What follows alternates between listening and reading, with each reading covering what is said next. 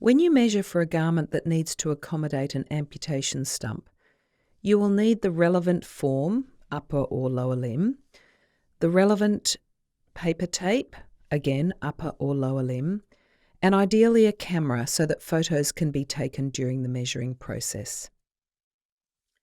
For the purpose of this video, we will use an upper limb stump as an example. You will recall that the key anchor tapes are at the elbow for an upper limb and at the anchor for a lower limb. Where a limb has been amputated, these anchor points may well be absent. In that case, and where possible, approximate the appropriate tape placement through a comparison with the unaffected side.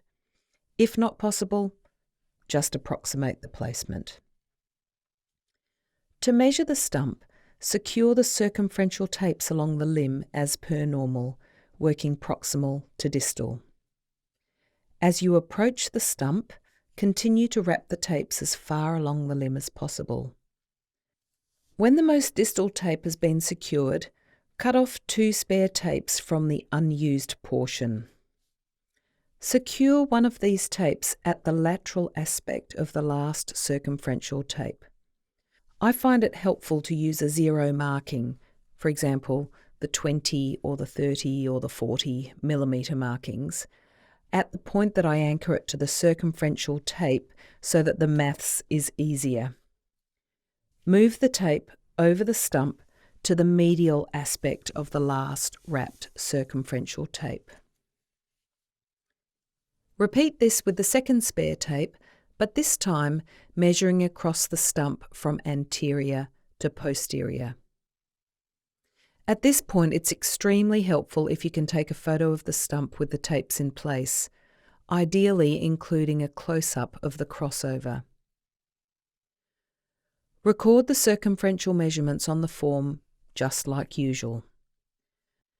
The additional stump measurements are recorded in the comments section of the form as anterior to posterior and medial to lateral.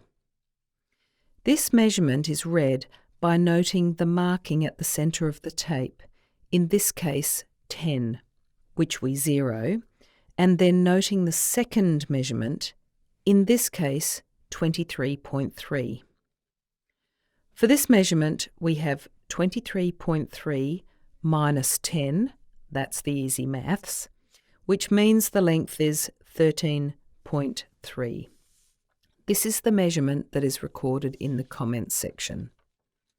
This is then repeated for the second measurement. Generally, no further measurements are required.